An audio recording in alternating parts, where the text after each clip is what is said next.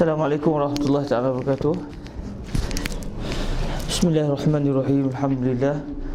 Wassalatu wassalamu ala sayyidina wa habibina Muhammadir Rasulillah wa ala alihi wa sahbihi wa man walah.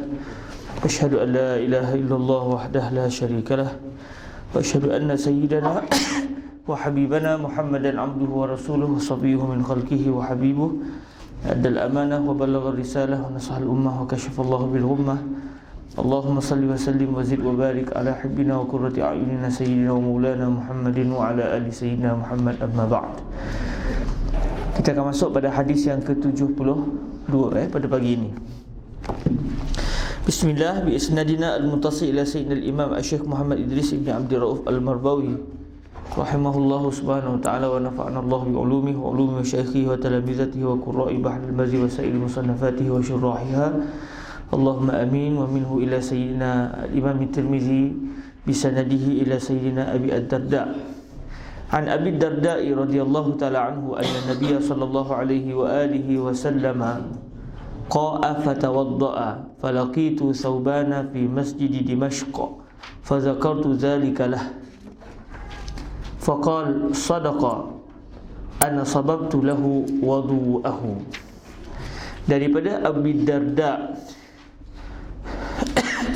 radhiyallahu ta'ala anhu bahwasanya Nabi sallallahu alaihi wasallam muntahir, maka mengambil wuduk, maka aku jumpa Sauban dalam masjid Dimashq, maka ku sebut akan demikian baginya maka katanya telah benar ia, aku telah menuang baginya akan waduknya. Waduk iaitu air yang digunakan untuk tujuan berwuduk. Manakala wudu adalah perbuatan seseorang yang membasuh muka, tangan, menyapu kepala dan kaki dengan niat mengangkat hadas. Di sana ada wudu dan juga wudu. Sama seperti sahur dan juga suhur. Sahur perbuatan. Maka saya sahur adalah makanan yang dimakan sewaktu seseorang mahu berpuasa sebelum subuh. Manakala suhur adalah perbuatan seseorang yang makan pada waktu tertentu iaitu setelah berlalu, maknanya sudah hampir kepada subuh, dengan tujuan untuk menjadi penguat bagi puasa. Okey, siapa nak baca pagi ni? Ahlan wa sahlan. Ada siapa nak baca? Kita tukar-tukar. Boleh akhi? Tukar siapa nak baca? Kau tak? Ada siapa yang teringin nak baca? Akhi nak baca? Fadhal akhi. Jangan gelak ya. Bismillahirrahmanirrahim. Babul wudu' min al-qai'i wal ru'af. Sebentar, ru'af ke ri'af? Ru'af. Siapa ada kamus, siapa ada kitab apa namanya, Sunan At-Tirmizi? Akhi pasti mau ru'af sungguh. Pasti. Anda pun terasa seperti ru'af, tapi nak tengok balik. Siapa ada Sunan Tirmizi? Ru'af. Ru'af, ri'af. Sebab bahasa Arab ni luas, kadang-kadang dia ada boleh dibaca dengan dua kalimah.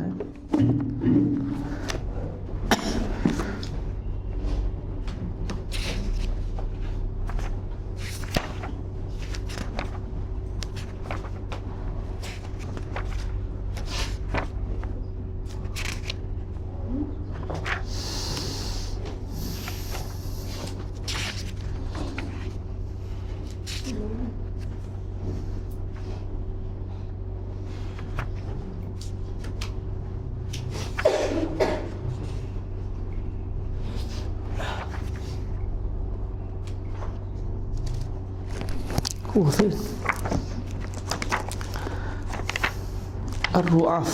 Ar-ru'af. Biasa sebut ar-ru'af kan? Akhi sebut ri'af sebab apa? Kenapa akhi sebut ri'af? No, tak tahu nak sebut apa. Elok gitu kan? Dah tak tahu sebut apa. Dia teringat benda apa, Allah lah. Hang mengkalah mai.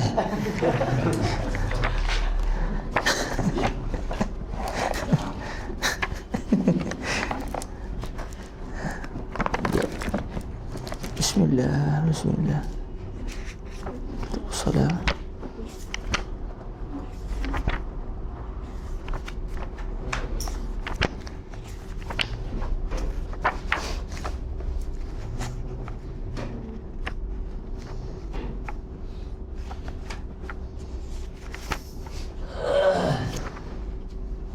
Siapa ada kamus bahasa Arab? Boleh cek sekejap.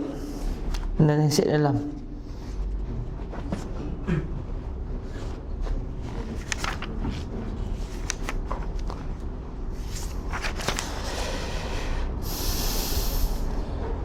Ar-ru'af, kalau di sini ditashkilkan dengan ru'af. Okey, kita baca ru'af. Fadhil akhi, syukran jazakumullah khair. Babul wudu' min al-qai'i wal ru'af. Bab wudu' dari sebab muntah dan keluar darah hidung. Ketahuilah kiranya ya saudaraku adalah seorang yang ada wudu', maka muntah ia atau keluar darah hidung, maka pada mazhab Syafi'i tiada membatal ia akan wudu'. Tetapi telah didatangkan oleh Tirmizi akan hadis yang menunjukkan muntah itu membatal ia akan wudu'. Demikian bunyi hadisnya. An Abi Darda anna Nabi sallallahu alaihi wasallam qa'a fatawadda'a falaqitu thawbana. Diriwayatkan masuk ke atas. Takut pada salah.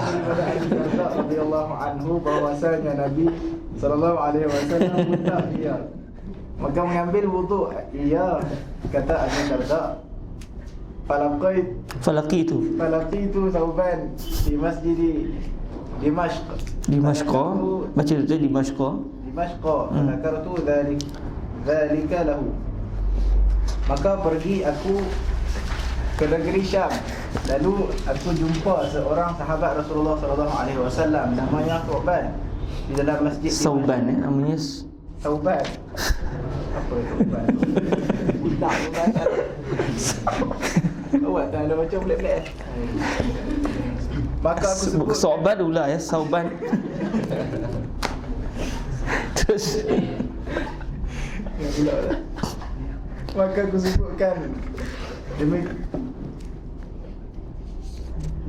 sebutkan demikian itu baginya, kataku bahwasanya Rasulullah sallallahu alaihi wasallam muntah ia, lalu ia mengambil wudu. Faqala sadaqa ana sabaqtu lahu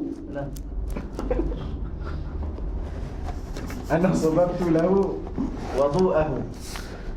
Maka kata Thawban, ya, benar kata engkau itu, akulah yang telah menuangkan baginya air sembahyang. Okey. Fadhil terus. 325 masalah muntah dan keluar darah hidung batal. Hidungnya batalkah wudu? Kata Abu Isa, dan telah memikirkan oleh ketiadaan seorang daripada ahli ilmu. Maksud ketiadaan seorang daripada ahli ilmu itu apa dia? Maksud ketiadaan seorang daripada ahli ilmu itu maksud dia apa? Maksudnya ramai, bukan seorang, bukan seorang. Ketiadaan seorang bukan seorang. Bukan seorang ni ramai ya.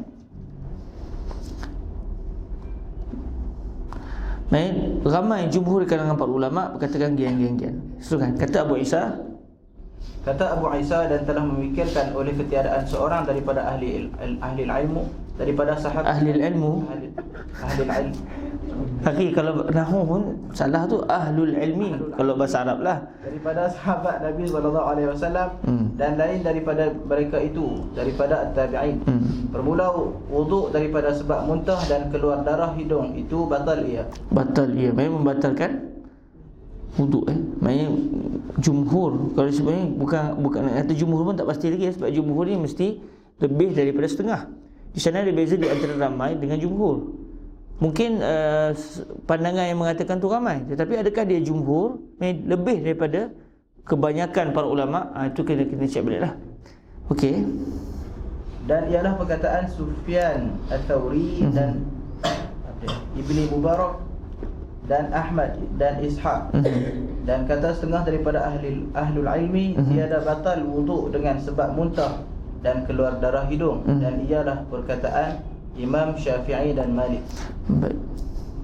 Teruskan. Kata Syafi'i di dalam Al-Um pada babul wudu' min al-gha'itil minal ghaid ila akhir. Kena yakin dia akhi ya. Dia tak apa kalau kita salah pun, tak masalah. Yang penting kita kena yakin. Kalau kita tak saya tak tahu apa ni alah ke apa ni. Kan? Tak ada masalah dia jangan malu dalam menuntut ilmu. Ila akhirih itu na'at. Dia panggil naht, naht. Macam basmalah untuk bismillah, hamdalah untuk alhamdulillah. Alaq alif lam kha tu maksudnya ila akhirih. Cuma antara na' tu juga adalah sad untuk sallallahu alaihi wasallam, ataupun kadang-kadang ditulis sad mim sad. Dan kalau kita baca manuskrip kadang-kadang ada sad mim, qala nabi sad mim cuma na'at sad ataupun sad mim yang sebagai ramz ataupun sebagai tanda bahawa itu adalah sallallahu alaihi wasallam itu tidak digemari oleh para ulama kerana seakan-akan kita malas nak menulis, sedangkan setiap tulisan yang berunsur selawat itu adalah dikira besar oleh Allah Subhanahu Wa Taala. Jadi kalau kita lihat macam-macam na'at ramz yang menunjukkan ringkasan, dan benda itu tiada masalah, melainkan an-naht bagi sallallahu alaihi wasallam para ulama tak minat betul. Walaupun ada juga yang tulis, tapi kebanyakan kita kata para ulama tidak berminat dengan istilah sad ataupun sad mim, sebab seakan-akan menunjukkan kita rasa malas nak menulis selawat ke atas baginda Nabi sallallahu alaihi wasallam. Okey. Okey, teruskan. Dan apabila muntah seseorang, maulah membasuh ia akan mulutnya dan barang yang kena muntah daripadanya. Kenapa kena basuh mulut? Siapa kena basuh mulut akhi? Cuba kalau akhi mujtahid kata apa? Sebab apa najis? Adakah muntah itu najis? Baik najis lah. Muntah itu najis, maka dengan sebab itu dia wajib masuk mulutnya sebab sebab mulutnya sudah bernajis, kena najis. Okey, silakan. Maka tiada memadai akan dia lain daripada yang demikian itu. Baik, soalan. Saya pula ada soalan bayi yang termuak bayi itu macam mana? Muntah atau tidak? Tanya nak. Akhi sekarang akhi mukri, akhi akan ditanya soal lah. Bagi akhi lah, termuak bayi itu muntah atau tidak? Kalau akhi mujtahid kena kata apa? Mungkin dia ikut umur kan? Ikut umur? yang masih minum susu kan? Tak ingat. Tak tahu. Oh. Baik, siapa yang ada pernah terdengar masalah ni? Termuak bayi itu muntah ataupun tidak? Baik, kalau seorang ibu dia atau seorang ayah dokor nak tiba anak dia muntah, termuak, istilah orang tua bagi termuak. Adakah termuak bayi itu muntah ataupun tidak? Maksudnya dia bernajis atau tidak? Siapa pernah dengar masalah ni?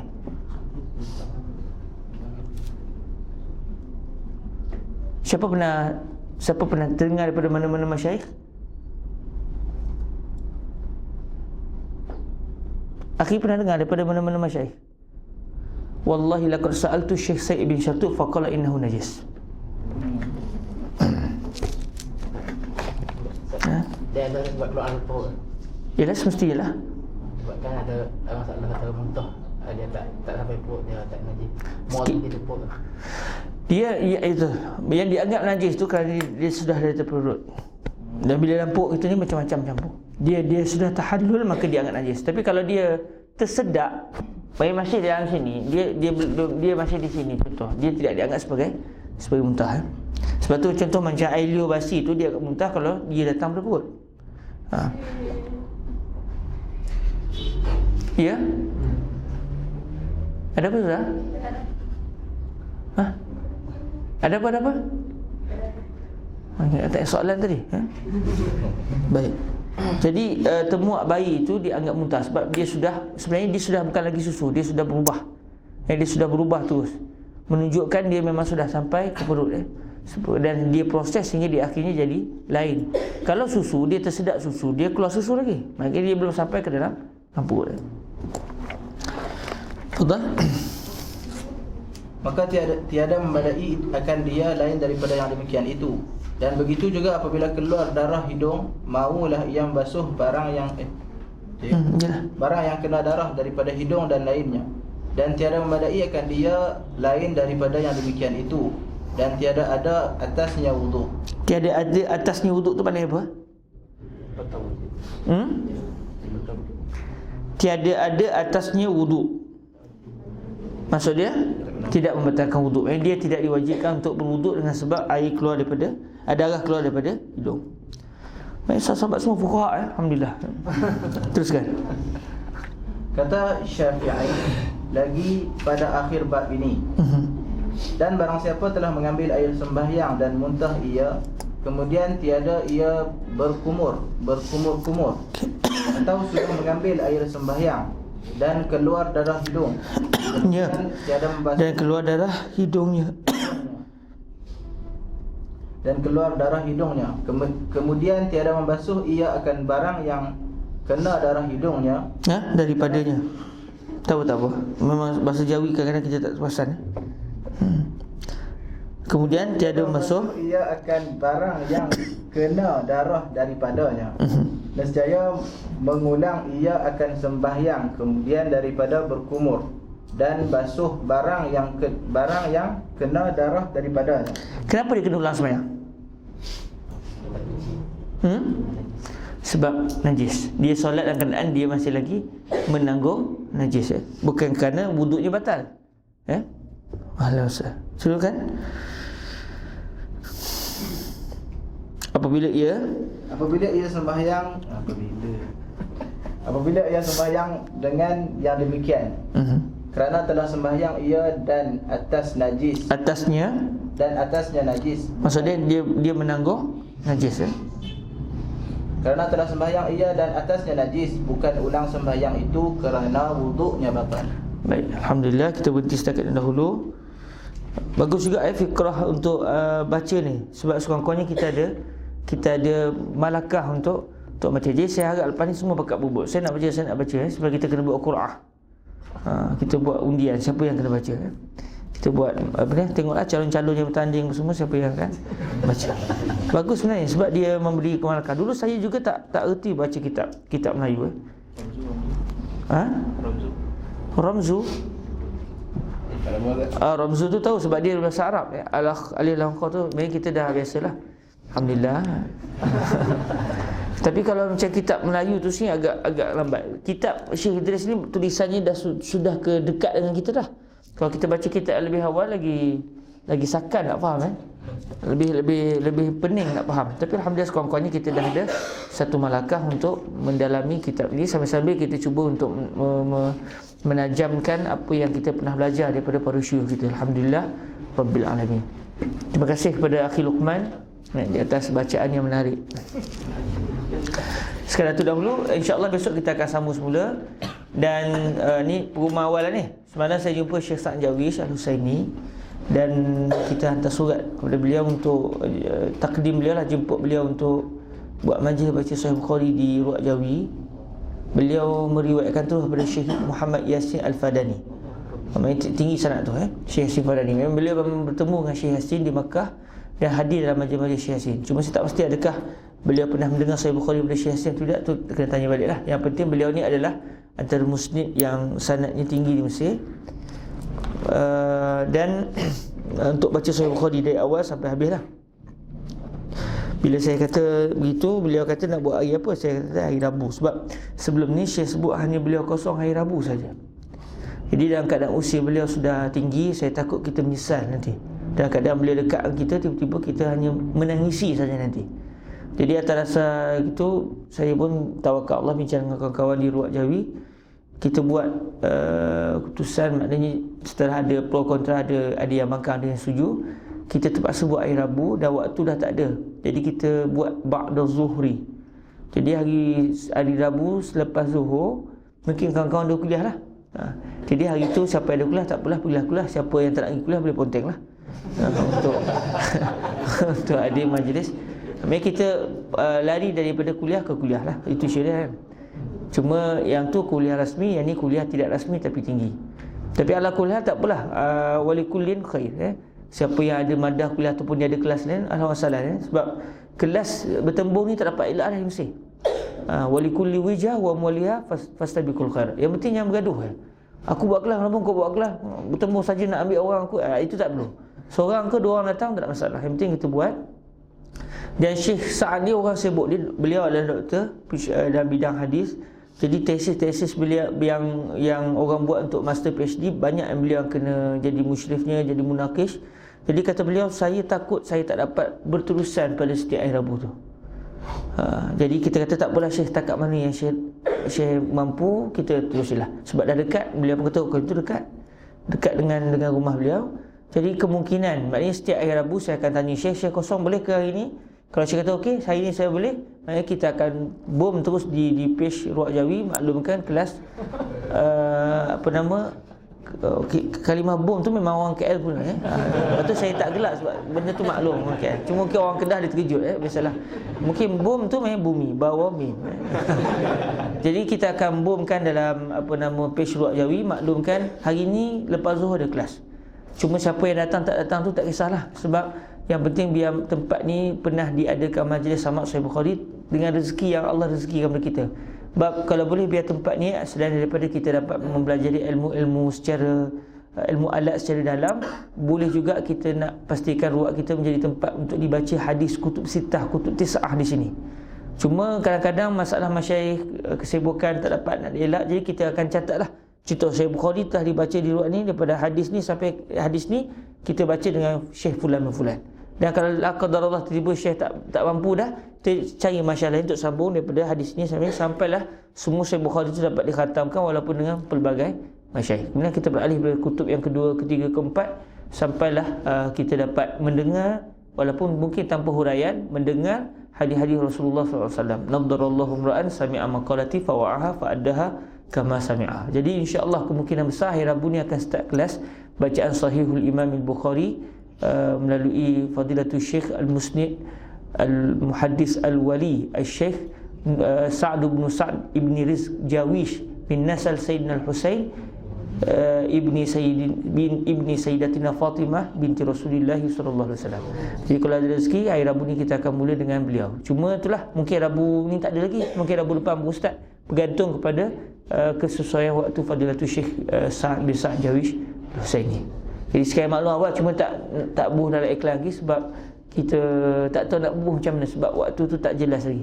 Harap-harapnya Allah Ta'ala permudahkan, mohon doa pada tuan-tuan agar Allah mudahkan untuk kita dapat menghidupkan kembali majlis sama' kutubil hadis di Ruak Jawi ini biiznillah subhanahu wa ta'ala. Sekadar itu dahulu, mari kita sama menangguhkan dengan selawat ke atas baginda Rasul sallallahu alaihi wasallam.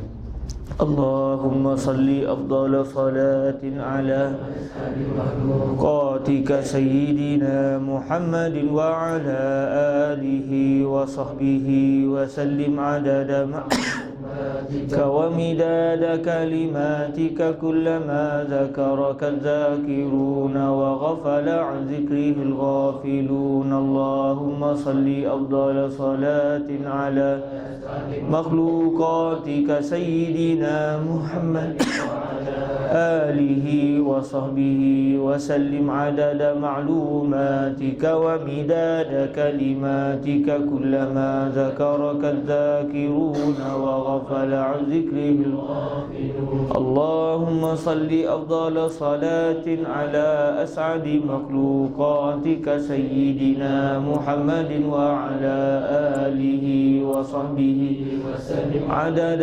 معلوماتك ومداد كلماتك كلما ذكرك الذاكرون وغفل عن ذكره الغافلون. اللهم اجعلنا من عبادك المتقين وارزقنا فهم النبيين وارزقنا سماع حديث حبيبك سيدنا ومولانا محمد صلى الله عليه وآله وسلم الأمين. واجعلنا من عبادك الذين يدخلون الجنة بلا سابقة عذاب ولا حساب بجاه سيد الوجود سيدنا ومولانا محمد صلى الله عليه وآله وسلم. ربنا آتنا في الدنيا حسنة وفي الآخرة حسنة وقنا عذاب النار. وصلى الله على سيدنا ومولانا محمد وعلى آله وصحبه وبارك وسلم. الحمد لله رب العالمين. سبحانك اللهم وبحمدك أشهد أن لا إله إلا أنت أستغفرك وأتوب إليك. بسم الله الرحمن الرحيم. والعصر إن الإنسان لفي خسر إلا الذين آمنوا وعملوا الصالحات وتواصوا بالحق وتواصوا بالصبر. السلام عليكم ورحمة الله وبركاته.